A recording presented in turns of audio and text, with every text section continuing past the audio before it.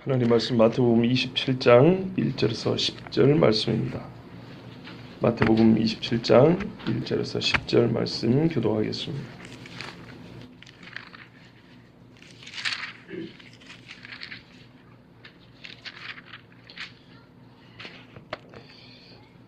새벽에 모든 대제사장과 백성의 장로들이 예수를 죽이려고 함께 의논하고 그때 예수를 판 유다가 그의 정죄됨을 보고 스스로 뉘우쳐 그 은 30을 대제사장들과 장로들에게 도로 갖다 주며 이르되 내가 무죄한 피를 팔고 죄를 용하였다 하니 그들이 이르되 그것이 우리에게 무슨 상관이냐 내가 당하라 하거늘 유다가 은을 성수에 던져놓고 물러가서 스스로 목매어 죽은지라. 대제사장들이 그 은을 거두며 이르되 이것은 피값이라 성전구에 넣어두기 옳지 않다 하고 의논한 후 이것으로 토기장의 밭을 사서 나그네의 묘지를 삼았으니 그러므로 오늘날까지 그 밭을 피값이라 일컫느니라. 이에 선지자 예레미야를 통하여 하신 말씀이 이루어졌나니 이르렀으되 그들이 그 가격 매기진 자 곧 이스라엘 자손 중에서 가격 매긴 자의 가격 곧 은 30을 가지고 이장에 밥값으로 주었으니 이는 주께서 내게 명하신 바와 같으니라 하였더라. 아멘. 기도하겠습니다. 하나님 아버지, 오늘도 참 무거운 말씀을 주셨습니다.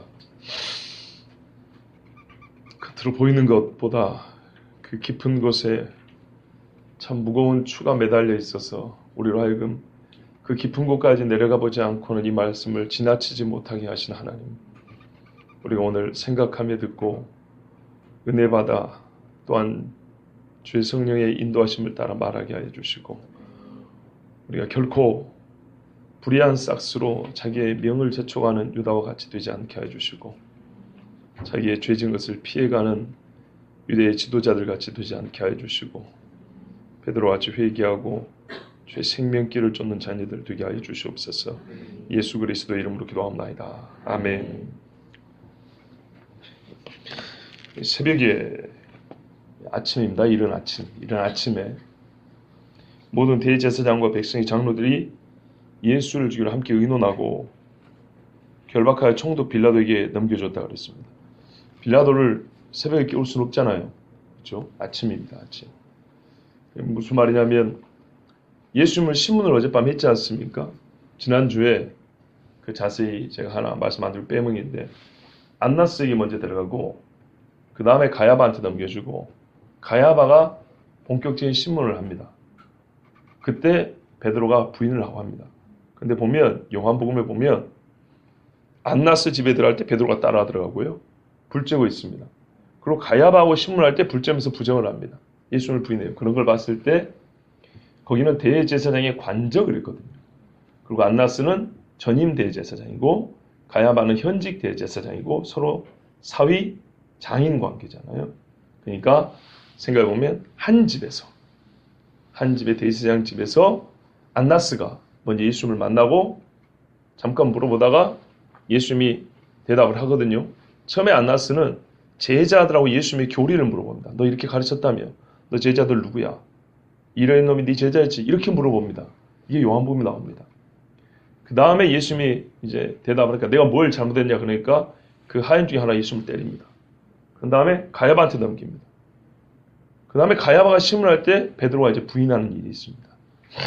이거 볼 때 대제사의 관저 중에 어느 부분은 안나스가 한 방을 차지했을 거 아니겠습니까? 아마 그랬을 가능성이 있고 그 다음에 이제 가야바한테 와서 예수님 계속 신문을 받을 때 베드로는 그와 거의 같은 시간대에 예수님을 부정하고 이런 일이 있었던 거죠. 자, 이제 두 제사장이 신문을 다 끝냈습니다. 그럼 어떻게 해야 될까요? 합의를 해야 되겠죠. 자, 어떻게 할까? 사위가 이제 장인에게 물어봤을 거고 장인도 사위에게 물어봤을 거고 거기에 모인 유대의 종교 지도자들과 같이 협의를 해서 최종적으로 사형을 시킬 수 없지만 정죄는 한 거죠. 땅. 예수는 사형. 그러면 빌라도에게 끌고 가자. 이렇게 합의하고 예수를 묶었어요. 결박하고. 그러니까 이거는 예수님이 누가 봐도 죄인이라는 표를 준 겁니다. 예수 몸에다가. 우리도 그러잖아요. 묶여있으면 저 사람 죄인이구나 이렇게 할 수 있는 것처럼 예수님을 묶어가지고 이른 아침에 빌라도에게 넘겨줬습니다. 자, 그럼 생각해 보세요. 이른 아침에 사람들이 길 가다가 예수님 봤을까요? 안 봤을까요? 봤겠죠. 오다가 다 봤겠죠? 아침부터 소문이 났겠죠? 시끌벅적해졌겠죠? 공개적으로 예수님을 모욕을 주면서 대제사장과 즉 산헤드린 공의회에 의해서 공식적으로 예수님이 정죄받은 자라는 것을 이렇게 알리면서 빌라도에게까지 데려갔어요. 무슨 말인가요? 빌라도가 예수님을 처음 봤을 때 딱 느낌이 이 사람 죄인이구나 라는 느낌 바로 들 수 있도록 벌써 아침부터 시끌벅적하고 보니까 뭔가 오늘 흉악범 하나 오는구나 그런 것처럼 교도소에 가면은 막 죄수들이 막 시끌벅적하면은 대단한 인간이 하나 들어오는 거죠. 뭔가 이렇게 좀 꾸며내고 싶은 마음이 있었던 것 같기도 해요. 물론 또 새벽에 빌라도를 깨울 수 없으니까 아침에 데려다 준 것도 당연하지만 하여튼 이래가지고 예수님을 묶어서 빌라도에게 끌고 갔어요. 넘겨줬어요. 이제 당신이 처리하라고.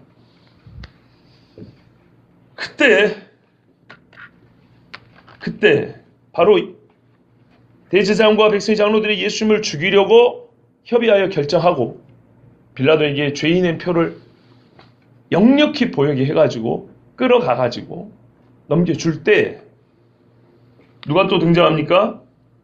유다가 나오죠. 유다가. 예수를 판 유다가 3절을 보시면 그의 정죄됨을 보고 스스로 뉘우쳤다 그랬어요.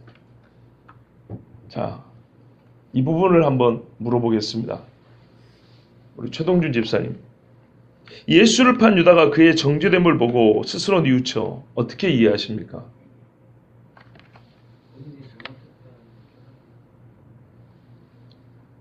그건 스스로 뉘우쳐만 해석한 거죠. 그 앞부분 그의 정죄됨을 보고까지 해야죠. 예수님이 죄가 없는데 죄가 있다고 정죄됨을 보고 잘못하는 여기서 그는 누굽니까? 예수님. 아주 잘 봤어요. 본인은 지금 그거 뭐 어렵다고 그러는데 그렇지 않습니다. 되게 어떻게 보냐면 자, 예수님이 이렇게 넘겨진 걸 보고 그의 정죄됨을 보고 내가 예수판 죄인이구나 하고 자기 자신이 어떻게 해요? 정죄가 되는 거죠. 스스로. 그죠? 내가 죄를 지었구나. 그래서 뉘우쳤다. 이렇게 이해하는 경우도 엄청나게 많습니다. 저도 예전에 그렇게 봤거든요. 그렇죠? 그래도 말이 되거든요. 표절 보아하니 여러분도 많이 그러신 것 같은데요. 이건 죄가 아니고 우리의 실수죠. 그렇게 봤습니다. 그런데 그게 아니고요. 예수님이 이 대제사장과 장로들에 의해서 사형에 해당하다고 정죄되고 빌라도에게 사형시켜달라고 넘겨진 것을 보고 예수님이 그렇게 정죄받는 것을 보고 유다가 이건 아니지. 저분은 죽을 죄를 지은 분이 아니지 하고 깨달았다 이런 말입니다. 그때 뉘우쳤다는 뜻입니다.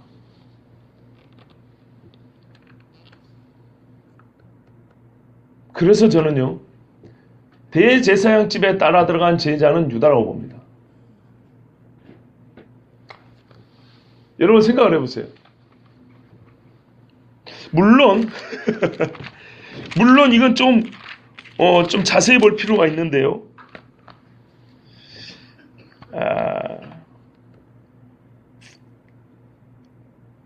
왜 그러냐면 우리가 그 예수님이 잡혀갈 때 한 제자가 따라 들어갔잖아요.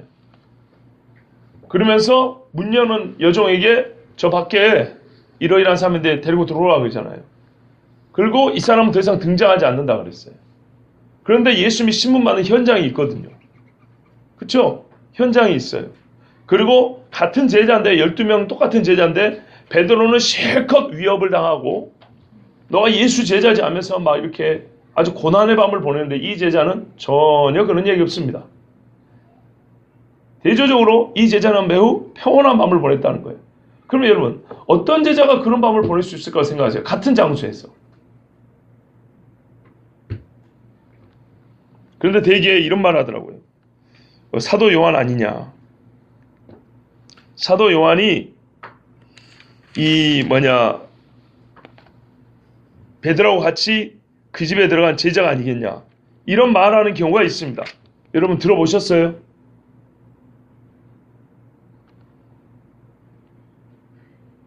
못 들어보셨어요. 예.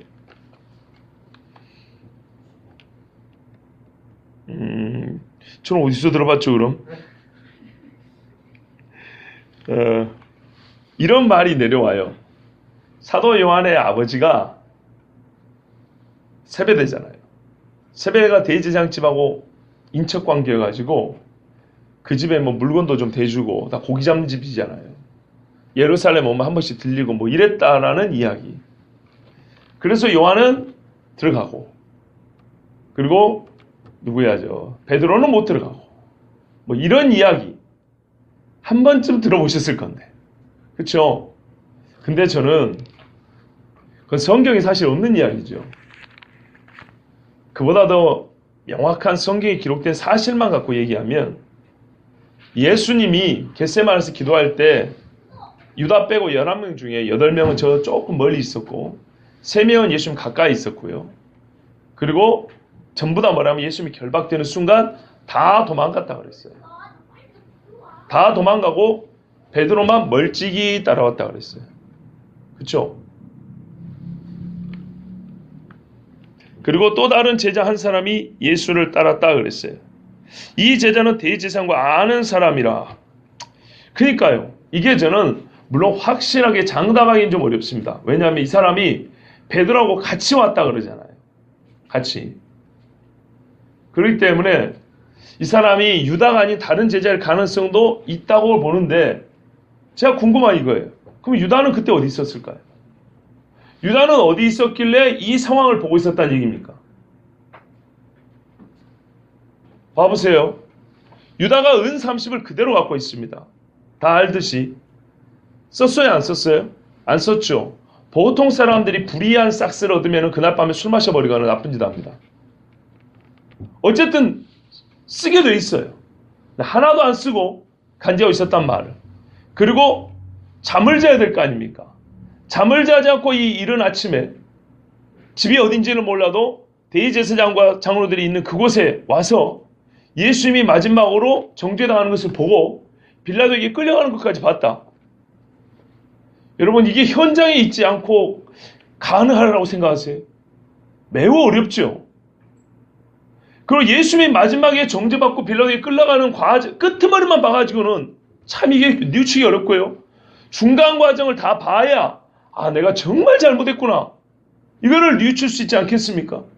정말 내 선생님이 나 때문에 뺨을 맞고 침뱉음을 당하고 주먹으로 맞고 이걸 보고 끝내 사형? 설마 진짜 사형? 빌라도에게 끌려가면 십자가인데, 이거를 생각했을 때 얼마나 유다가 가슴이 철렁했겠어요. 그죠? 그걸 봤을 때는 유다는 그냥 맘 편하게 잠을 자고 아침에 눈 비비고 왔더니 뭐 일이 이렇게 된 거야, 그런 뉘우쳤다기보다는 이 돈을 가지고서 술 퍼마시고 여자들하고 놀면서, 그리고 좋다, 내가 이것 때문에 이 고생을 했지 하면서 그렇게 놀지도 않았어요. 매우 근심 어린 밤을 보낸 그런 표현이 역력하죠. 그래 봤을 때 저는 그 한 명의 제자가 성경 분명히 말 안 해주고 있어요. 그냥 대제사장을 안다고만 돼 있어요. 이래 봤을 때는 이 사람이 전설에 따라 사도 요한이라고 말하는 것보다는 차라리 매우 현실적으로 유다일 가능성이 크지 않을까? 그렇지 않겠습니까? 요한이나 베드로는요, 예수님 옆에서 오른팔 왼팔이란 말이에요. 그럼 그 밤에 요한이 그 자리에 있었으면 또 한 번의 곤욕을 치렀을 가능성이 있습니다. 그렇죠? 쌍으로 너희 둘도 말이야, 맨날 가까이 다니는 거 봤다, 이렇게 나올 건데, 유다였기 때문에 좀 거리를 두고 떨어져 있을 수 있었고, 한편에서 그렇게 예수님의 신문 당하는 것을 보지 않았을까? 만약 여러분 요한이었다면 또 이렇게 나와야 됩니다. 요한은 그러면 그 모습을 보고 가만히 있으면 되겠습니까? 아니죠. 그러면 요한 역시도 베드로와 같이 뭔가 회심의 사건이 있어야 될 거 아니에요. 그렇지 않겠습니까? 그 밤에 요한도 가만히 있었다면 베드로가 똑같은 놈이거든요. 그러면은 이 중요한 제자의 회심과 주님 앞에 다시 돌아가는 그 장면이 분명히 그 중요성을 봤을 때 성경이 기록이 돼야 됩니다. 그런데 요한이 변질되고 요한이 예수님 못 박혀 심판당하는 그 모습에 아무 일도 하지 않고 그냥 가만히 있다가 이거 배신하고 똑같은 거예요. 부재학이라고 합니다. 행동을 해야 되는데 안 하면서 죄 짓는 거예요. 이래서 요한 역시도 베드로같이 죄를 지었고 하나님 앞에 요한은 회개했고 예수님이 요한을 일으켰다. 뭐 이런 이야기도 좀 나와야 뭐가 맞는 거란 말이죠. 그런데 1절 이야기 없는 걸 봤을 때는 요한 한 제자는 가룟 유다일 가능성이 크다고 봅니다. 명시적 이름이 없지만은 정황으로 볼 때 가능성이 크다고 봅니다. 그래서 자기가 팔은 예수님이 자기 때문에 이 곤욕을 당하고 도살장에 끌려가는 말하지 않는 입을 다물 어린 양과 같이 그렇게 최후의 사형장으로 이제 거의 끌려가는 거잖아요. 빌라도 앞으로. 그 모습을 볼 때 유다는 그때 그의 정죄되는 과정을 추이를 보고 스스로 뉘우쳤다. 이렇게 보는 것이 얼마나 자연스럽습니다.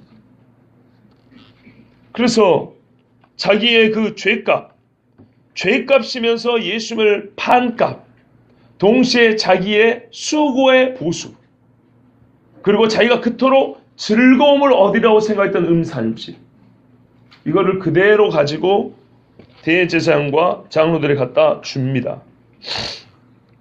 여러분 봐보세요. 불의의 싹은 사람의 영혼도 마음도 육체도 절대로 기쁘게 하거나 평안케 해주지 못합니다. 불의의 싹은 어떻게 쓰이는지 아십니까? 불의의 싹이잖아요. 불의함으로 얻은 싹은요, 그 불의한 일에 대한 죄책감을 감추는 데 돈이 대부분 쓰입니다. 이 한마디가 여러분 충분히 이해되시라고 생각합니다. 내가 남한테 사기쳤어요. 그래서 떡고물을 좀 얻었어요. 그러면 사기친 거 가리는 데 돈 쓰고요. 그것 때문에 괴로우니까 그거 잊어먹는데 술 마시는 데 돈 쓰고요. 예, 자기 머릿속에서 기어버리고 밖에 있는 증거들 지우는데 그 돈 다 쓰게 돼 있어요. 마음이 여전히 불안하고 괴롭게 돼 있습니다.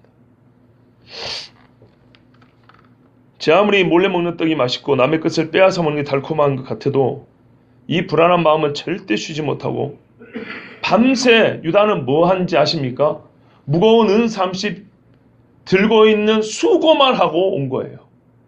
이 은 30 때문에 기쁨은 이만큼도 누리지 못하고 그냥 맨손으로 잠이나 자면 편했을 걸. 은 30은 얼마나 무겁겠어. 이거 들고 밤새도록 그 무게만큼의 짐을 지고 그 무게보다 훨씬 더 무거운 마음의 심령이 짐을 지고 그렇게 밤을 꼴딱 새우고 자기가 죄 지은 그 자리로 다시 돌아온 거예요. 여러분 제발 죄 짓고 유익을 누리겠다, 죄 짓고 기쁨을 누리겠다는 생각은 절대 하지 마세요. 세상 사람들이 아무리 이렇게 꼬드겨도 그것은 전혀 유익이 없습니다. 죄의 증거는 처음 자리로 돌아갑니다. 희한하게요, 죄의 증거는요 살아있는 것 같아서요. 하나님의 말씀이 살아있는 것처럼 죄의 증거는 살아있는 것 같아서요, 증거가 스스로 훑으면서 다닙니다. 이놈이 나가지고 죄 지었고 요놈이 나가지고 죄 지었고 나는 이놈 손도 거쳐갔고 나는 이놈 마음도 스쳐 지나갔고 내가 한때는 이놈 속에 한 이틀 살아있었지 이러면서 유다로 대제사장으로 장로들로 대제사장의 종들로 이렇게 계속 증거는 한 바퀴를 돌면서 이놈들이 다 나가지고 죄 지은 놈들이라고.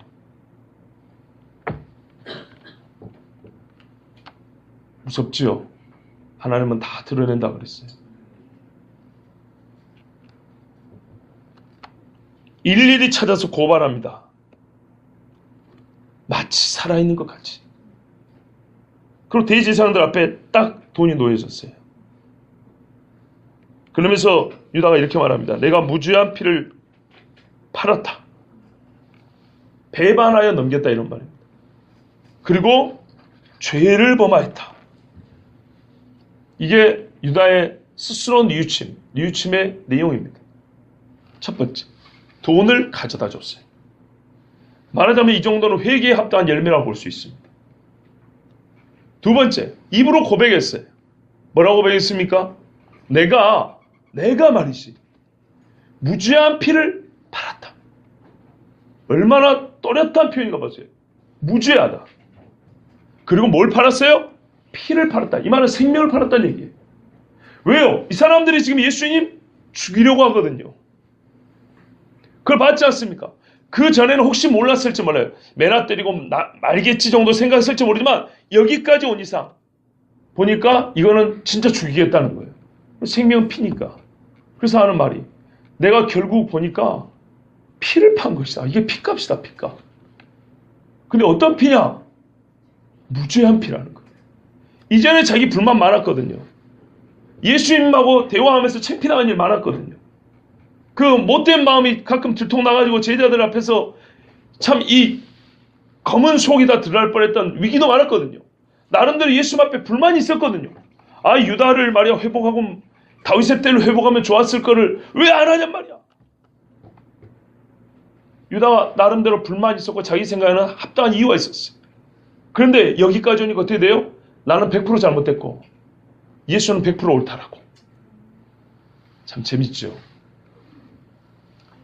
옛날에 말입니다. 기독교인들을 잡아 죽이던 놈들끼리 서로 정죄하면서 기독교인이 옳다라는 걸 증거한 적이 있어요. 그러니까 A라는 사람이 기독교를 고발했어요. 그런데 B라는 사람이 이 고발된 기독교인을 잡아가지고 너무 고문을 많이 하는 거예요. 너무 잔인하게. 그러니까 고발한 A가 도리어 그 말리고 말이지. 너 이 새끼야 너무한다고 말이야. 그러면서 지들끼리 막 싸우는 거예요. 그럼 하나 물어볼게요. 그러면 그 사람 구원 받습니까?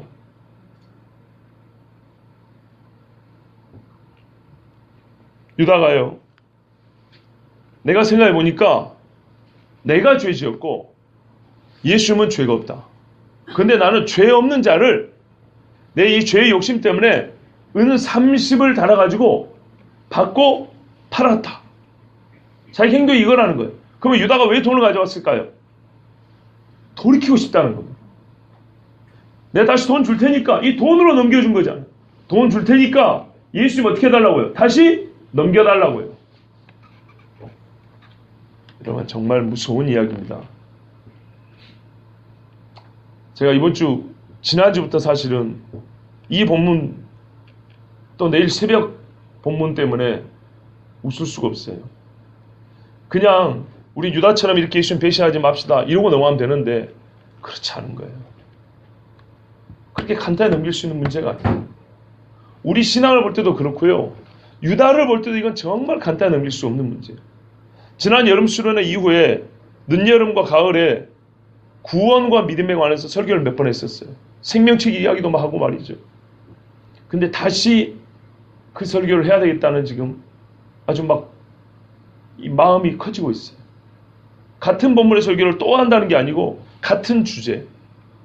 우리가 믿는 것과 구원받음에 대하여.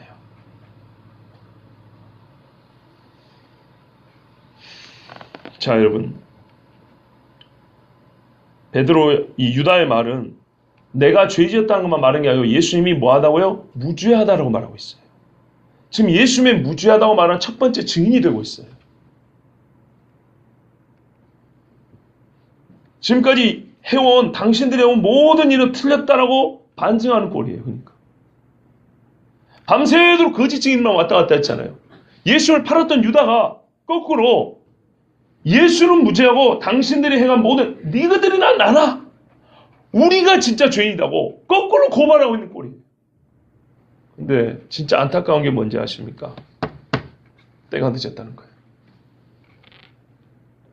은 30을 갖다 주려면 받고 예수님 잡으러 가기 전에 갖다 놔야 되는 거예요. 없던 걸로 하자고.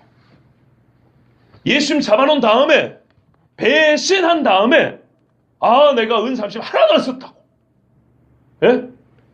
예수를 부인한 다음에 내가 예수 부인하고 내가 얻은 이익 하나도 안 썼어요. 내가 교회 다 바칠게요. 하나님 다 바칠게요. 쓸데없는 짓 하지 마세요. 소용없어요. 정말 소용없는 일입니다.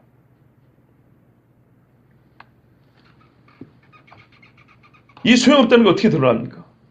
그 사람들이 말합니다. 아니 그 사람들이 말하기 전에 알 수 있어요. 회개는 누구한테 하는 겁니까? 하나님께. 유다는 같은 죄 지은 당사자들을 찾아와서 얘기를 했어요.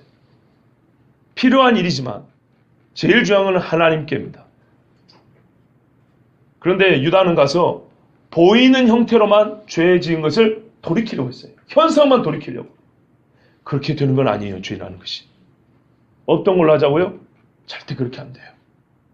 여러분, 죄는 인격과 도덕의 문제인데, 좀 더 깊이 말하면 영적의 문제인데, 돈이라는 물질로 이게 물질만 오고 간다고 해서 영적이고 인격적인 문제가 도달할 수 있습니까?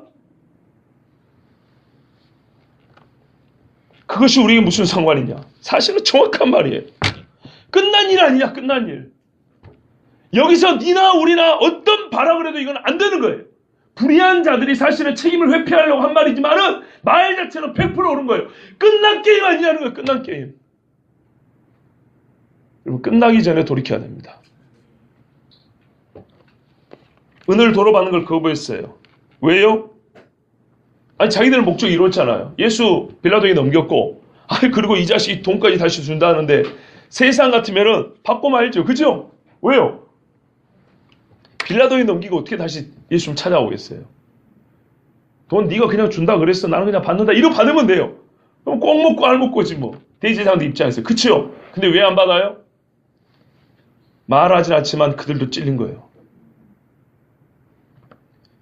그 자기들이 예수를 샀던 돈이 나갔다 다시 들어온 거 이것 자체가 정당하지 않은 무한한 찜찜함이 있는 거예요. 이 돈이 어디로 갔다 왔는데요? 뭐 때문에 움직였다 이 밤을 하룻밤을 지내고 왔는데. 동시에 이 돈을 받는 순간 어떻게 해요? 유다가 왜 가져왔어요? 무죄한 피를 산 돈이다. 그래서 다시 가져온 거 아니에요. 그러면 받는 순간 무죄한 피란 걸 스스로 또 입증하게 돼요. 자기 자신도 고발한 꼴이 된다고요. 그러니까 받을 수 없다고 그랬어요. 또 한 가지입니다. 무슨 상관이냐? 그래요. 자기 죄지면 자기가 지는 거예요. 네가 이걸 가져왔고 네는 뭐 깨끗해질 것 같은데 그런 거 아니다. 네나 나나 우리는 공범. 네도 네 나름대로 100% 죄를 책임져야 되고 우리도 100%. 그들은 지금 자기들이 죄의 짐을 지겠다는 말은 아니지만 이들의 말 안에서는 우리가 깨달을 수 있는 하나님이 이들의 불의한 말이지만은 불의한 자들의 말을 통해서 우리가 깨달을 수 있는 영적 교훈은 무지하게 많이 주고 있어요. 죄 지은 놈들끼리 둘이 합의해가지고 어떻게 한다고 해서 이게 없어지는 게 아니고 해결되는 게 아니에요.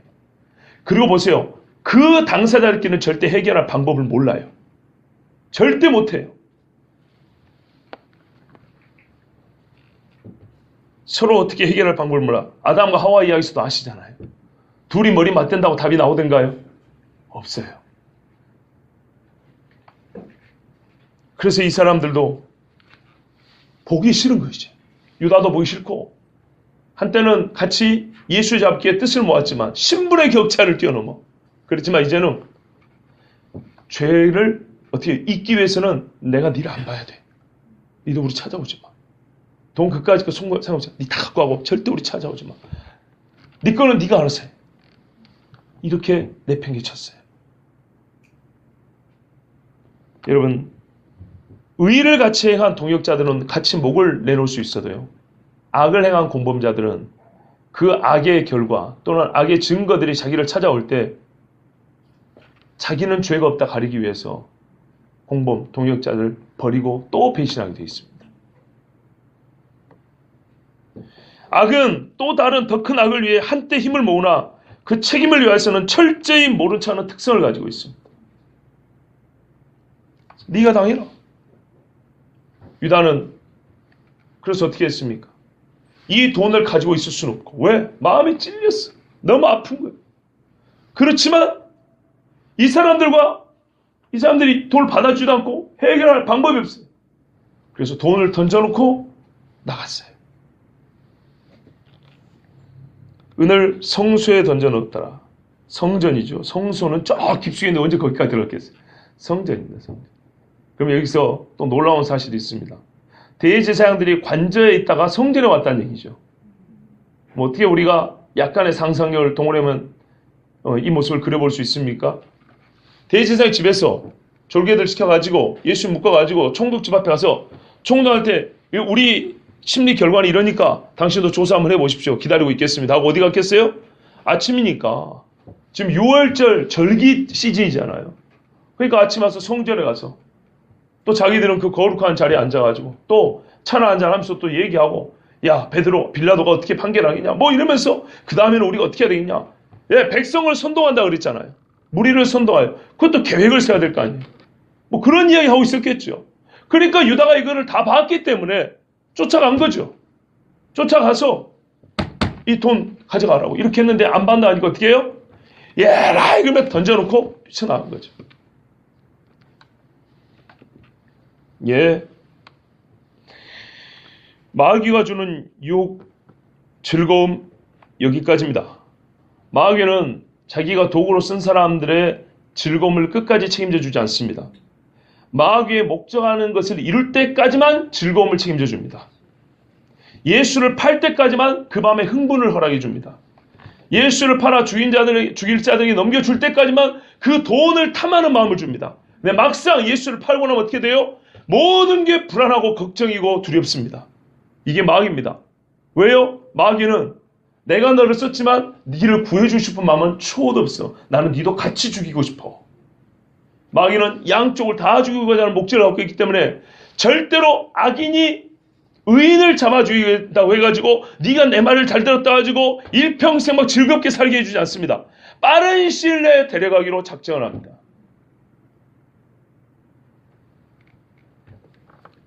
그래서 마귀는 자기가 도구로 썼던 자의 운명에 대하여는 책임지지 아니하고 한 번 손안에 드는 것은 파멸케 하는 그 본성대로 유다를 끌고 나갔습니다. 진짜로 거짓사업이죠. 유다까지 배신하잖아요, 마귀는. 던져놓고 물러가서, 이 물러간다는 얘기는요, 우리가 떠나갔다는 말입니다. 믿음에서 떠나, 진리에서 떠나, 하나님에서 떠나, 똑같은 말입니다. 왜 같은 단어를 썼을까요? 의미가 있습니다. 유다는 완전히 구원 얻을 기회를 잃어버렸다는 얘기입니다. 유다는 이 성전에서 돈을 던져놓고 나간 것이 겉보기에는 회개에 합당한 열매 같아요. 삭개오를 보세요. 남의 것을 토색했으면 4배를 갖고 일단 반을 가난한 자에 나눠준다고 그랬잖아요. 삭개오에게는 이것이 구원의 증거였고 회개에 합당한 열매였어요. 그런데 유다는 그렇게 되지 못했어요. 왜? 삭개오는 주님 앞에 고백하고 무릎을 꿇거든요. 유다는 같이 죄 지은 놈들한테 그랬거든요. 내가 죄 지은 예수님 앞에 용서를 구해야 되는데 그것도 아니고 같은 공범끼리 갖고 죄를 넘겨주는 식으로 하고 자기의 죄책감을 무마시키려고 했거든요. 그렇게 회개가 되는 게 아니에요.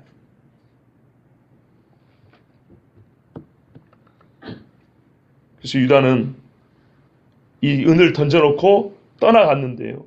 이 떠나갔다는 말이 성전을 지리적으로 떠났다는 의미만 갖고 있는 게 아니고 그가 영적으로 진정 주님 앞에 붙어 있을 수 있는 마지막 기회를 놓쳐버렸다는 것을 말해주고 있습니다. 스스로 목매어 죽은지라. 진짜 회개 못하고 유다는 모든 은혜의 가능성에서 자기 자신을 분리시키고 목을 메어 죽었습니다. 자, 유다는 구원 받았을까요? 못 받았을까요? 못 받죠. 왜죠? 이렇게 말하면 자살이 나옵니다. 그렇게 간단해 보시면 안 됩니다. 제가 그래서 마음이 무거운 거예요. 자살하였기 때문에 유다는 구원을 못 받았다. 그렇게보다는요. 유다는 예수님을 배신했기 때문에 구원을 못 받은 거예요. 배신하고 회개할 기회를 얻지 못했기 때문에 지옥 간 거예요. 회개할 기회를 얻지 못했다는 것이 실제 행위로 드러난 것은 스스로 목매어 죽은 거였어요.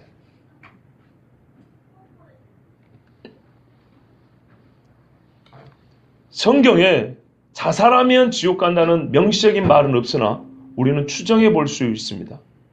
왜 그런지 아십니까? 그래요. 일단 그것부터 한번 생각해 볼게요. 유다의 행위는 똑같은 행동, 예수님을 배신한 똑같은 다른 제자와 결말이 완전 다릅니다. 죄는 똑같아요. 돈이 끼었냐 안 끼었냐의 차이 있을 뿐이지 사실 내용이 있어서는 별반 다를 바 없는 성질에 있어서는 베드로가 예수님 부인한 거 봐보세요. 베드로가 예수님 부인한 거하고 유다가 예수님 팔아넘긴 거하고 사실상 다를 바가 없어요. 그런데 성경은 이 두 제자의 결말을 극명하게 보여주고 있습니다. 베드로는 뭐 했다고요? 밖에 나가 심히 통곡하니라. 근데 유다는요, 은 가져와서 던져놓고 나가서 목매어 죽으니라. 이 두 사건을 따로따로 놓고 보면 안 됩니다. 무슨 말이냐면 현장에 두 사람이 있었다면 둘 다 그 밤에 똑같은 놈들이에요. 똑같은 놈들. 그러나 베드로는 그 밤이 새고 새벽이 됐을 때 그 죄의 현장을 떠나서 주님과 눈이 마주친 다음에 얼마나 통과 회개했냐 이 말이죠. 예수님이 부활 후에 맨 먼저 찾아온 제자가 누굴까요? 베드로입니다. 베드로. 고린도전서에 글잖아요. 바울이 맨 처음 게바에게와 12제자에게 500 형제와 만삭되지 못한 나 같은 자에게도 게바에게. 그러나 유다는 예수님을 팔아먹은 죄를 지은 다음에 회개하지 못하고 그는 도리어 자기 스스로 그 죄책감을 가지고 해결한다고, 자기 딴은 이 불의함을 해결한다고 한 최선의 방법이 목을 끊는 거였어요. 그래서 자살은, 자살에는 살해 행위 자체가 자기를 살인한 거잖아요. 죄이면서도 모든 구원의 가능성을 스스로 단절시켜버리는 거란 말이에요. 스스로. 그러기 때문에 그 사람은 구원의 가능성이 없는 거예요. 무슨 말씀인지 아시겠죠? 구원의 가능성을 마지막, 그 인생의 마지막 행위로서 구원의 가능성, 하나님의 은혜가 나에게 주어질 가능성을 차단시켜버린 행위를 마지막으로 하고 죽어버린 거라고요. 사울을 보십시오. 사울 왕. 왜 죽었습니까? 이렇게 말했거든요. 저 할례 받지 못한 자에게서 죽었다는 소문이 나지 않기를. 자기 명예 때문에 자살해 죽었어요. 그 시간에 칼을 맞고 활을 맞았으면 죽기 전에 얼마나 시간 남았을 거 아닙니까? 다윗 쫓아다녔던 죄 회개하고, 하나님 앞에 불순종하고 아말렉 왕 살려고 회개하고, 다 멸하는데 하나님 앞에 제사해야 된다고 거짓말하고 남겨뒀다고 회개하고. 충분하죠. 여러분 진짜 믿는 사람은요, 죽기 몇 시간이 남겨져 있으면 그때 뭐 하겠어요? 교회 가서 목사님 모시고 오고 장로님들 모시고 오고 찬송 소리가 듣고 싶다, 예배하자 이런다고요. 적어도 그런 말에 힘이 없으면 표시라고 한다고요. 왜? 표시라도 막 십자가 표시를 한다든지 막 뭘 하면 예배 드려줄까요? 같이 예배할 거예요. 이런다고요. 진짜 믿는 사람은 그래요. 마지막 그 시간을 그렇게 허비하지 않아요. 쓸데없는 명예나 욕심 챙기려고 자기 스스로 울어서 자기 손자, 자기 죄 해결한다고 안간힘써 그렇게 마지막 시간을 보내지 않는다고요. 온전히 더욱 하나님께 의지한다고요. 나는 죄인이고 나는 아무것도 한 게 없고 내 평생이 의롭다는 것도 주님 앞에 이만큼도 주의 보혈이 아니고서 나 의로운 것이 없습니다 하고 이 죄를 받아주시옵소서. 순교자들도 마지막 말들이 되게 뭐냐면요, 주여 내 영혼을 주의 손에 의탁하나이다 해서. 그런데 마지막으로 이 큰 죄를 지어놓고 그래서 목매어 죽었는데 이게 회개입니까? 우리는 인간들이라 인간적인 감정이 이렇게 앞서가지고 얼마나 괴로웠겠어, 얼마나 힘들었겠어. 그래가지고 구원받은 것처럼 스스로 속이려고 하는데요, 그렇지 않아요. 잘 한번 생각해 보세요. 내가 한때 교회에서 열심히 봉사하던 사람이었어요. 좀 잘 나가니까 기고만장해가지고 세상 사람들과 같이 밤낮으로 놀러 다녔어요. 못된 짓 다 했어요. 이 못된 짓을 구체적으로 말을 안 알겠죠. 저도 이제 좀 품위를 좀 지키려고요. 너무 적나라하게 하니까 품위가 떨어져 안 돼 있어요. 여러분이 상상하십시오. 그 못된 짓이 무엇인가? 그러고 살았어요. 근데 그러다가 길 가다가요, 어떤 놈이 한테 딱 때려가지고 뇌진탕 걸려가지고 지금 죽기 일보 직전이에요. 죽었어요. 장례식장 갔네요. 옛날에 같은 교인이었거든. 그 집에서 믿는식으로 한다고 목사님 와서 장례식 치러달래. 자, 제가 갔다 그럽시다. 교인들이 하는 말이 이 사람이 옛날 우리 교회 집사님이고 옛날에 샀을 때 뭐도 하고 막 울면서 막 해요. 분위기 좋잖아요. 무슨 분위기요? 애도하는 분위기. 막 울고 옛날에 당시 나에게 어려울 때 막 뭣도 해줬고 저것도 해줬고 좋잖아요. 구원 받았을 것 같죠? 그랬을 것 같죠? 우리는 그가 교회 떠난다면 어떻게 사는지 못 봤거든요. 제가 몇 달 전에 이런 설교했어요. 사람이 착하게 살았으면 좋은 데 가야지라는 주장하는 이유 중에 하나는 고인과의 관계와 마지막 죽을 때의 이미지 때문이라고. 개떡같이 살아도 우리는 어떤 사람의 삶의 내막은 잘 몰라요. 끄트머리에 저 사람이 좀 가련하게 죽었어요. 그러면 죽을 때 사실 가련하지 않아서 뭐 있겠어요, 많은. 특별히 가련하게 죽었어요. 그러면 그 죽을 때 그 불쌍한 마음이 앞서가지고 그 사람이 이전의 삶을 생각지도 않고, 아, 저런 사람은 좋은 데 가야지, 그러면. 또는 나하고 특별한 관계에 있었던 사람. 이것이 얼마나 헛된 소리인지는 제가 이전에 말씀드렸어요. 근데 이 경우도 똑같아요. 직접 본인의 말을 한번 들어볼까요? 우리가 한참 그 영장 앞에서 옛날에 이 사람이 교회에서 이 봉사도 하고 저 봉사, 우리 같이 기도도 했었고 막 그때 막 은사도 있었고 막 이렇게 얘기할 때, 그래서 어찌다는 거예요? 구원받았다는 얘기 하려는 거예요, 우리는. 그런데 여러분이 바로 그날 밤에도 저기 종로, 이태원 이런 데서 수표 끊어가면서 막 이렇게 놀다가 새벽에 갈다가 한 대 맞고 죽은 당사자로 생각해 보세요. 그 당사자가 죽을 때, 아, 나는 이제 주님 품에 가는구나. 그러고 죽었을까요? 여러분 스스로 그 자리에서 아무것도 모르는 다른 사람들이, 아, 이 사람 천국 갔을까라고 구원받아서 말하는 그 말을 본인 스스로, 내가 그 사람이라면 여러분 그 말에 스스로 아멘할 수 있을 것 같아요? 우리 이제 그런 거짓말 하지 말자고요. 엊그저께 새벽에 말씀드렸어요. 일산 광림교회 담임 목사님이, 큰 교회 아시죠? 광림교회 붙으니까 크죠, 당연히. 개척이지만 대형 교회는 사실 말이 개척이지 개척 아닙니다. 실제로 보면 뭐 처음부터 수백 명씩 시작하니까 한 3년인가 5년 됐는데 교인이 3,500명 됐대요. 그래가지고 옆에서 그러더래요. 부축이더래요. 아이, 목사님 이용하는 거 10,000명 목회 한번 해야지. 그래? 나도 뭐 10,000명 목회 한번 해볼까? 얼마나 말이 가벼운가 봐보세요. 10,000명이나 사람의 영혼인데요. 무슨 실적 올리듯이 말이죠.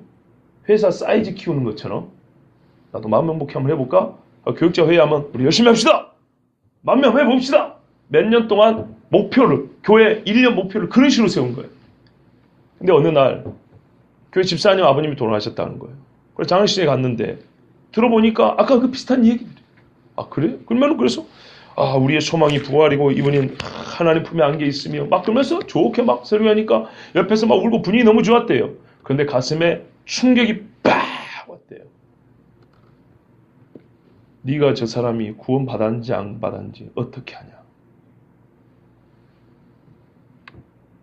정말 온몸이 이제 멎는, 이 심장이 멎는다 그러죠. 하나님의 충격이 크게 왔대요.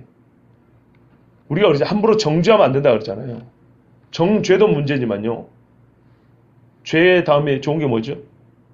죄와 의. 정의도 하면 함부로 하면 안 돼요. 하나님이 판단하는데 누가 스스로 저 사람의 의인이라고 네 마음대로 판단하는 거예요. 성경을 보면은 그 사람의 열매로 그를 안다 그랬는데 네가 그 사람의 열매를 얼마나 확인해 봤다고. 예수의 십자가 한편의 강도는요, 열매가 있습니다. 뭘 했냐고요?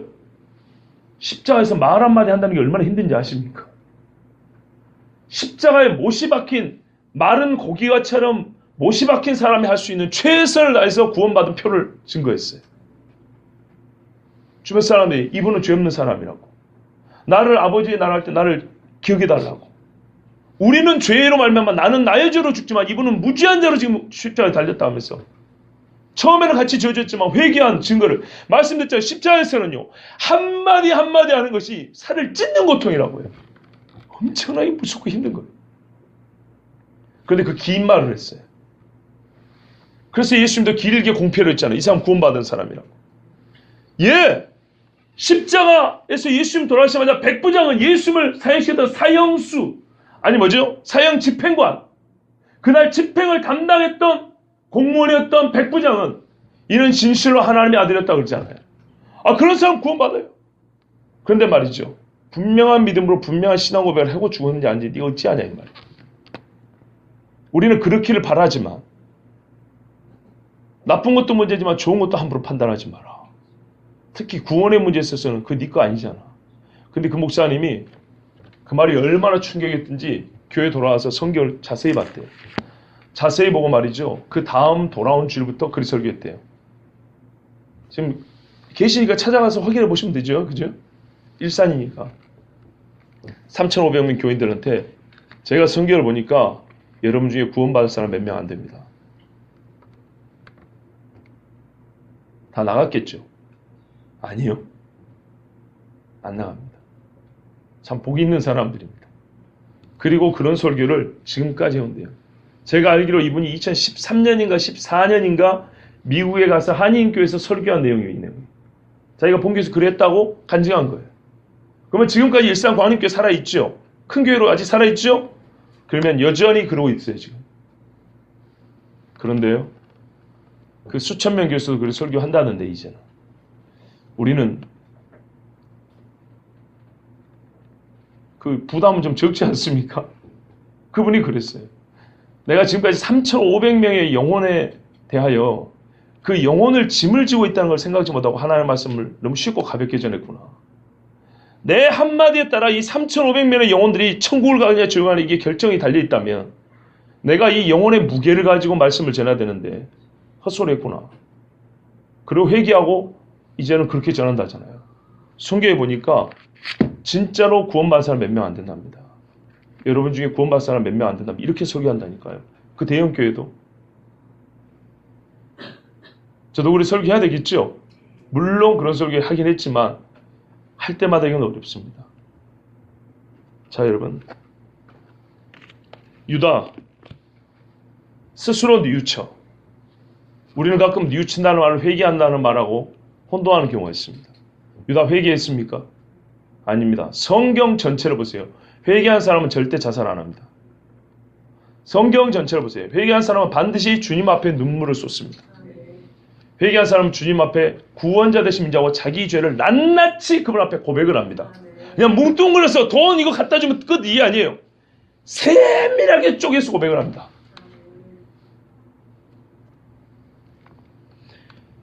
적어도 하나님이 용서했다는 응답 받기 전까지는 안 죽어요. 죽을 수가 없는 거예요. 왜냐하면 그 죄를 지은 다음에 최고의 소원은 뭐냐면 이전에는 죄를 짓더라도 떡고물 좀 먹겠다는 것인데 지금 소원은 이 죄에서 자유를 얻겠다는 것이 최고의 소원이기 때문에 자유를 얻을 때까지는 다른 걸 할 수가 없어요. 그런데 왜 죽습니까? 그래서 유다는 구원 못 받은 거예요. 예수님 뭐라 했습니까? 차라리 나지 않았으면 좋았을 것을. 근데 저는요, 그러니까 우리가 베드로처럼 회개하고 유다처럼 죄짓지 말고 자살하지 맙시다. 이 정도 얘기를 하고 끝내고 싶진 않아요. 하나 더 고민해보고 싶은 게 있어요. 오늘 시간이 많이 가고 내일 새벽에 또 오셔야 되기 때문에 오늘 다 하지는 못할 것 같습니다. 다음 수요일도 좋고요. 주일도 좋고요. 앞으로 몇 번의 예배 시간에 걸쳐서 이 구원과 믿음과 구원의 문제를 이왕 유다 이야기 나온 김에 몇 번에 걸쳐서 좀 전하려고 합니다. 예전에도 전했지만 다시 한번 이제 다른 본문들을 가지고 얼마나 풍성한 말씀들인지 몰라요. 다른 본문을 가지고 주제는 이런 겁니다. 유다가 만약에 처음부터 예수님을 몰랐다면, 예수님을 처음부터 모르는 사람이었다면 이렇게 죽는 게 별로 이상하지 않는데, 만일 유다가 한 번이라도 예수님을 진짜로 믿었다면 이렇게 죽은 이 모습에 대하여 우리는 심각하게 고민을 해야 됩니다. 만약 진짜로 유다가 예수를 믿었던 사람이에요. 믿었던 사람인데 예수를 팔고 이렇게 자살을 죽었어요. 그 구원 못 받은 사람 됐어요. 그렇다면 이거를 보편적으로 말하면 예수를 믿은 사람도 구원을 못 받을 수 있는가? 이 말은 믿은 사람이 구원 못 받는 말이에요. 믿었던 자가 믿지 않음으로 돌아가고 구원을 이룰 수 있는가? 사실 저는 성경적으로 답을 여름에 드렸어요. 근데 이렇게 말하면 우리는 장로교인들은 상당히 한 번 구원 받아 어떻게 그거 이룰 수 있어? 로마서에 봐. 하나님의 사랑에서 끊을 수 없다잖아. 그렇잖아요. 근데 여러분 그건 말씀 잘못 본 거예요. 일단은 정통 교단 중에도요. 한 번을 구원받은 사람도 이룰 수 있다고 가르치는 교단이 여러 군데 있다는 걸 알아야 돼요. 감리교, 성결교, 순복음. 한국 순복음만 생각하면 전 세계의 순복을 봐야 됩니다. 감리교는 미국에서 제일 큰 교단입니다. 아시겠죠? 미국은요, 감리교가 제일 크고 침리교가 크고요, 장로교가 작습니다. 한국만 장로교가 이렇게 크지. 무슨 말이냐면 전 세계 주류 교단 중에, 정통 교단 중에도 우리는 장로교 안에서만 살아야지. 이건 장로교 신학이에요. 아시겠어요? 어떤 거는 장로교 신학이 성경에 맞는 게 있고, 어떤 거는 침례교 신학이 성경에 맞는 게 있고, 어떤 거는 감리교 신학이 성경에 맞는 게 있어요. 교단의 신학이 100% 할 수 없는 거예요. 문제는 성경이에요. 근데 정말 예수를 안 믿는 게 아니고 믿은 척만 한 게 아니고 진짜 믿었는데 믿음을 잃을 수가 있는가? 그럴 수 있을 것 같습니까? 없을 것 같습니까? 지난 여름에도 몇 번 말씀드렸죠. 저희 아버지가 어릴 때 같이 신앙생활 했던 그 사람들, 어릴 때 당시 시점으로 말하면 이 친구 구원 받을 것 같아요? 안 받을 것 같으면 당연히 받죠. 근데 지금 그분들 세상에 우상 숭배하고 못된 자고 똑같아요. 아버지한테 똑같은 질문합니다. 장로교에서 신학을 공부하고 우리 아버지 성경 공부하고 열 몇 살 때 막 기차 타고 육지로 올라오고 그런 분이었어요. 할아버지한테 막 매맞으면서. 아버지가 보기에 장로교 신학과 우리 교회에서 배운 그 말씀이 이과에 볼 때 저렇게 믿어갖고 구원 받습니까? 못 받죠. 근데 한 번 믿으면 구원 안 이루는다며요. 대답하기 어렵습니다.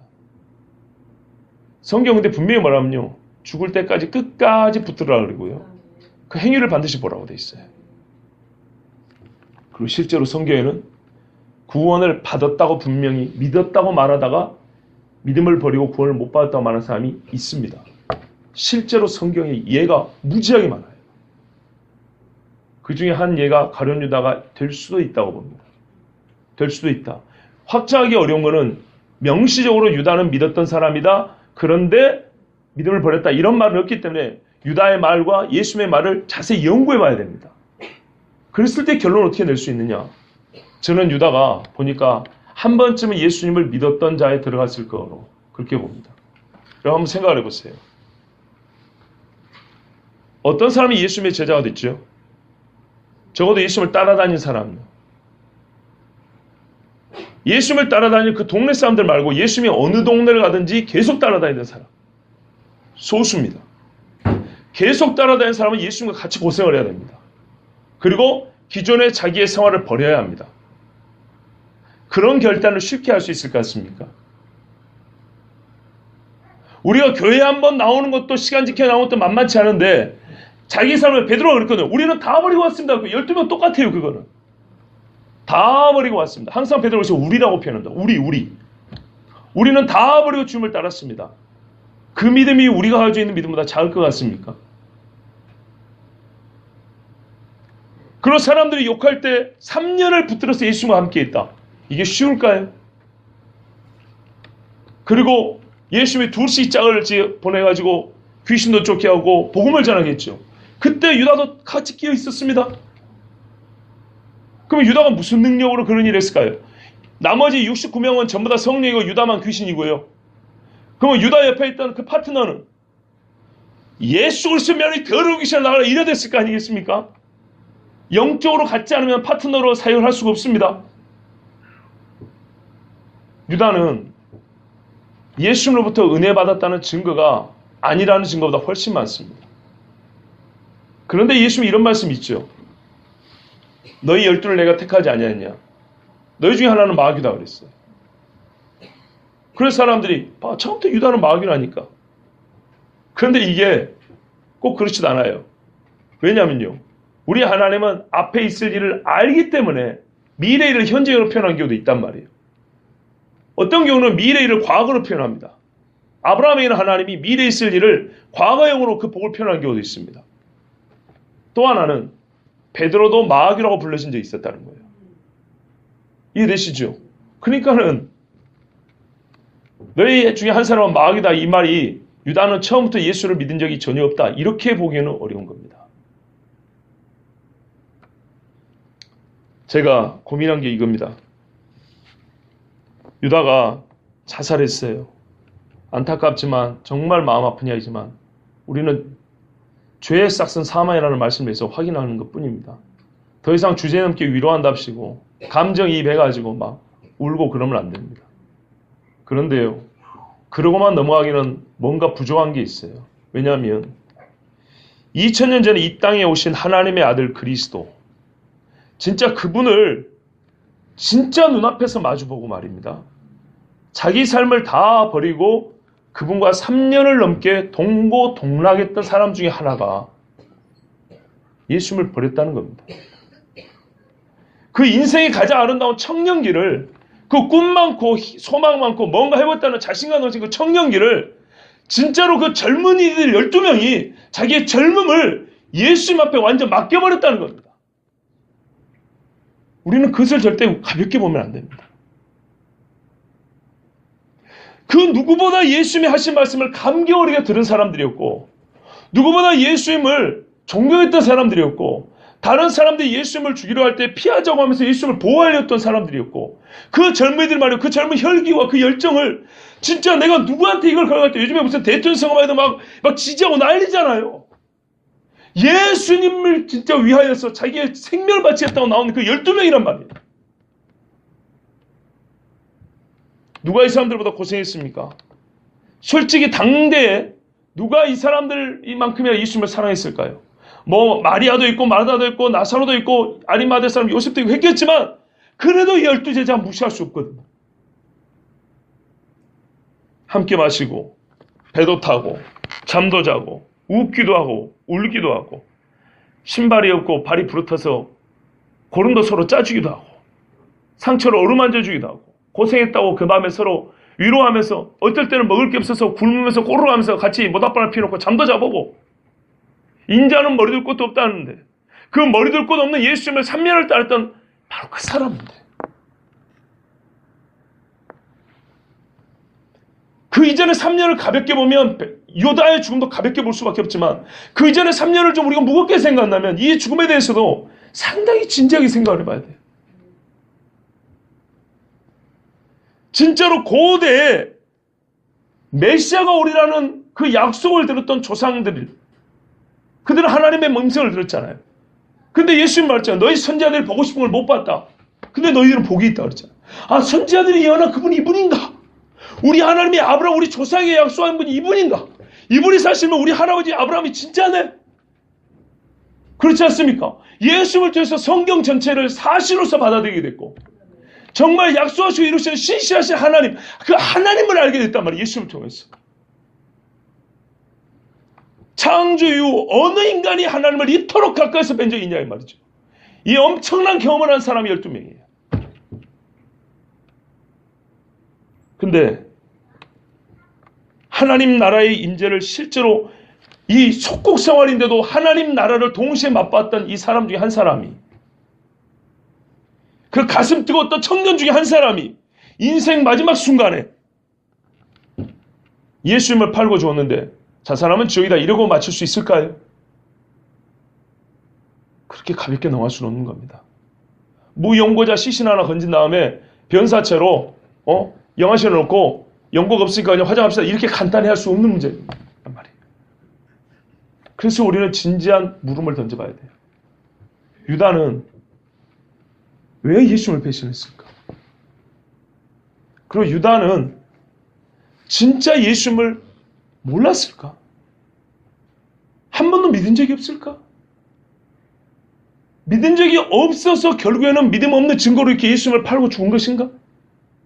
아니면 정말로 그는 그 젊은 뜨거운 심장을 가지고 예수님 앞에 딱 달라붙었고 나의 주님이라고 그렇게 믿었었는데 마귀의 미혹에 못 이겨서 예수님을 진짜 믿으면서 떠나 배신하여서 예수님을 판 것인가? 그렇다면 우리가 장로교 신앙에서 한 번 구원이면 영원한 구원이라고 이렇게 세뇌당하듯이 구구단하듯이 들어온 이 구원 교리는 진짜 성경이 가르치는 게 맞는가? 살면서 진짜 진지한 고민을 한번 하면 이 고민을 한번 해봐야 되지 않겠어요? 구원에 달린 문제니까요. 이미 답을 들은 듯 하지만 나는 이 이야기가 나온 김에 여러분에게 우리 중에 한 사람도 구원을 못 받고 그냥 가함으로 구원받았겠지 뭐 이러고 죽는 사람이 없도록 하기 위해서 제 기도 제목이 제일이 뭡니까? 나에게 맡기신 영을 하나도 잃지 않게 해달라는 거예요. 그랬을 때 이 믿음과 구원의 문제를 진지하게 다시 하나님의 말씀을 탐구하고 여러분이 전하지 않을 수가 없어요.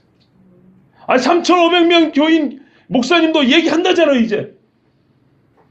지금까지도 해오긴 했지만 다시 한번 왜냐면요 우리는 진짜 믿음이 자꾸 약해지기도 하고 좋아지기도 하고 뭔가 잡힌 것 같기도 하고 잡히지 않은 것 같기도 하고 이런 삶을 실제로 살고 있기 때문입니다. 아까 그렇게 부지불식간에 자기도 모르게 불의의 사고로 죽은 사람, 그게 나라고 생각했을 때 정말 내 자신이 그 순간에 나는 지금 죽으면 천국 간다고 자신할 수 있을까요? 그런데 그런 자신이 없는 것은 믿음이라고 하지 않습니다. 그런 사람 반드시 천국 갑니다. 그랬을 때는요, 믿었다고 믿은 것이 아니구나. 제가 일단 결론을 먼저 말씀드릴게요. 우리 한국 기독교인들은, 특히 장로교인들은 교회 와서 믿습니까 하면 믿는 것 같기도 하고 아는 것 같기도 하고, 아니 이거 믿는 거야. 마음이 어때? 맞는 것 같죠? 우리 예수님이 주님 살아가신다. 아멘. 믿어요. 그랬어. 믿었어. 같이 기도합시다. 절대 주여 믿음에서 떠나지 않고 이제는 구원할 줄 믿습니다. 어떤 일이 있어도. 그래서 어떻게 설교하는 목사인지 알아요? 그렇게 말한 후에 성도 여러분, 여러분이 무슨 일을 해도 어떤 짓을 해도 한 번 받은 거는 잃지 않습니다. 이렇게 설교하는 목사들이 있습니다. 그분이 똑같이 하나님 말씀합니다. 네가 어떻게 하느냐? 네가 하나님이냐? 여러분 생각해 보세요. 어떤 짓을 해도요. 근데 실제로 그렇게 설교한다니까요. 왜? 장로교 교리에 따라서. 성경이 아니고 장로교 교리에 따라서. 한번 믿었습니까? 표딱지 같은 거예요. 표딱지. 표 하나 받아놔서 주머니에 넣어놓고 이제 뭔 짓을 해야 되는 거예요. 여러분 007 살인면허 받았습니까? 성경 뭐라는지 아십니까? 가지가 포도나무에 붙어있는 항상 붙어있으라고 했어요. 이거 들고 떨어져 나가면서 지 마음대로 하는 게 아니고요. 이거 줬으면 받았으면 받은 자로서 어떻게 하라고요? 붙어있으라고 그랬다고요.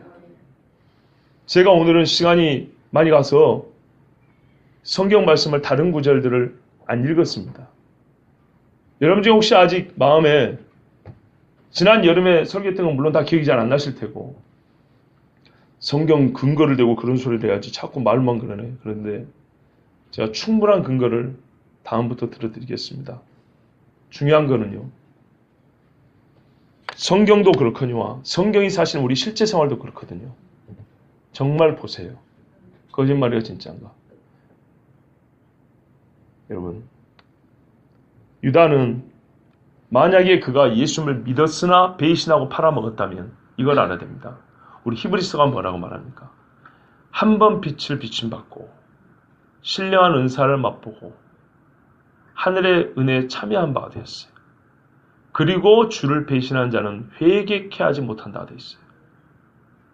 그 말씀의 신뢰인 겁니다. 실제인 거예요, 실제. 그럼 유다만 있냐? 그렇지 않습니다. 많이 있습니다. 정말 많이 있습니다. 성경에 그런 사람 많이 있었던가? 예, 앞으로 보여드릴게요. 많이 있다는 거. 그리고 이 은사를 받고 하늘의 은혜를 입었다. 빛을 비춰받았다는 것은 어디 길 가다가 예수 믿으세요 이런 소리 한번 들었다는 게 아니고 진짜 은혜 가운데까지 들어갔다는 표현입니다. 그렇지 않으면 배신이란 말, 배도란 말 쓰지도 않습니다. 처음부터 안 믿는 사람한테 뭔 배신이란 말을 씁니까? 믿었으나 떠난 사람을 배신, 배도라고 하는 겁니다. 성경에 배신과 배도에 대한 경고가 얼마나 많습니까? 어떤 사람은 그럽니다. 행여나 그럴까봐 그냥 경고로 주는 거라고. 행여나 그럴까봐 성경이 농담하는 거 보셨어요? 성경은 사실이 아닌 거는 말하지 않습니다. 진짜로 일어나지 않는 거. 어떤 사람은 그래서 지옥도 부정해요. 저를 봐보세요. 마지막 한마디입니다. 얼마나 우리가 못 듣는가. 배도에 대한 경고는 한번 믿는 사람은 절대 배도 안 한다니까. 그냥 그거는 신앙생활 열심히 하러 준 경고일 뿐이야. 이러잖아요? 이 사람은 또 지옥을 얼마나 잘 믿는지 몰라요. 근데 어떤 사람이 있는지 아세요? 지옥 있긴 어딨어. 하나님이 얼마나 우리 사랑하는데. 그러니까 우리도 하나님을 그렇게 사랑하라고. 정말 하나님도 우리 사랑하니까 우리도 하나님 사랑하라고. 그래서 이 지옥 얘기를 한 거야. 지옥이 있어서 그런 게 아니고. 논리가 똑같죠? 똑같은데 뭐라 그래요? 배도는 없다고 하는 사람은 지옥을 그렇게 부정하는 사람은 저 이단이라고 말한다고요. 똑같은 짓을 하면서도. 지옥도 있고 배도도 있는 거예요. 여러분, 오늘 말씀에 일단 결론을 내리겠습니다. 유다는 베드로와 같이 죄를 지었고요. 성경은 그래서 두 가지를 보여줍니다. 두 제자가 똑같은 죄를 지었으나 그 결말을 보라 합니다. 우리에게 주어져 하는 메시지는 모든 인간은 베드로 역시 마찬가지로 믿었으나 배신하고 다시 돌아온 거잖아요. 우리 인간의 믿음이란 이렇게 보잘것없어서 그래서 하나님이 붙들어 줘야 된다는 겁니다. 그런데 우리는요, 회개는 자기가 하는 겁니다. 분명히 자기가 하는 겁니다. 베드로는 회개하여 생명길을 갖고 그리고 그가 돌이킨 후에는 분명히 예수님이 했거든요. 돌이키다 그랬거든요. 돌이킨다는 말을 왜 예수님이 썼을까 봐보세요. 네가 돌이킨 후에는 동역자들, 다른 제자들을 일으켜 세우라 그랬어요. 실제로 베드로는 그랬고요. 유다는 똑같은 죄를 지었어요. 사실 유다는 베드로와 비해서 진짜 큰 죄를 지은 게 아니에요. 돈이 걸렸을 뿐이지. 돈이 걸렸을 뿐이죠. 유다는 더 긴 시간 동안에, 베드로는요, 3번씩이나 아주 강하게 부정을 했던 거예요. 그러나 유다는 끝내 회개의 기회를 얻지 못하고 그의 완전한 베드로로 말미암아 멸망길로 갔습니다. 그런데 우리가 여기서 생각해봐야 될 문제는 그냥 가볍게 베드로처럼 하지 말자고 할 게 아니고 베드로처럼 안 하려 그래도 이 세상은 우리를 배도의 자로 자꾸 끌고 가고 유다 역시도 그래서 끌려갔던 것. 즉 우리 역시도 유다처럼 끌려가 구원을 이룰 위험이 있다는 것. 이것을 알아야 됩니다. 여러분에게 한 가지 근거만 말씀드리고 오늘 마칩니다. 마태복음 보면 씨 뿌리는 비유가 있죠. 사실은 토질의 비유라고 그랬습니다. 길가, 돌짝밭, 가시밭, 좋은 밭. 누가복음 8장에 똑같은 비유가 있습니다. 근데 누가복음 8장에는요. 돌짝밭을 바위 위를 말합니다. 바위, 돌 위, 그게 그거잖아요. 흙이 없어요. 근데 그걸 뭐라고 말하는지 아십니까? 잠시 믿다가 이렇게 되어 있습니다. 바위에 있다는 것은 믿다가입니다. 안 믿은 게 아니에요. 믿다가. 흙이 얇아져 뿌리가 깊게 못 들어가죠. 믿다가 고난이 오니까 믿음이 어떻게 해요? 약해서 뽑혀 나가버렸다는 거예요. 떨어져 나갔다는 얘기입니다. 그걸 바위라고 얘기합니다. 돌짝밭에 떨어진 걸 얘기합니다. 성경 분명히 뭐라 그래요? 하나님은 낭비 안 해요. 언어를 낭비하잖아요. 분명히 믿다가 얼만큼? 잠시 믿다가 떨어져 나간 자들 그랬어요. 이 한 가지로 증거는 충분합니다. 성경이 100개 있으면 100개 증거가 되고 하나만 있으면 증거가 안 되고 이런 건 아니잖아요. 근데 이외에 신뢰를 비롯해서 교리적 가르침까지 넘쳐납니다. 여러분, 그러므로 우리는 오늘 이 말씀을 들었을 때 내가 죄가 없다라는 것이 아니고 나는 분명 살면서 죄를 짓습니다. 베드로같이 주님 앞에 나와서 통곡하며 낱낱이 고백하는 회개를 해야 됩니다. 작은 죄라도 철저하게 회개해야 됩니다. 그러나 유다처럼 자기 스스로 자기 연민에 빠져서 자기 방식으로 죄를 회개한다고 또는 해결한답시고 이렇게 있는 것을 다 내주는 것 같아도 그 사람은 끝내 회개한 자라고 인정을 받지 못하고 자기 죄의 짐을 자기가 지고 죽는 것입니다. 그래서 성경 말씀 그대로 죄의 싹은 사망이니라를 증명하는 것입니다.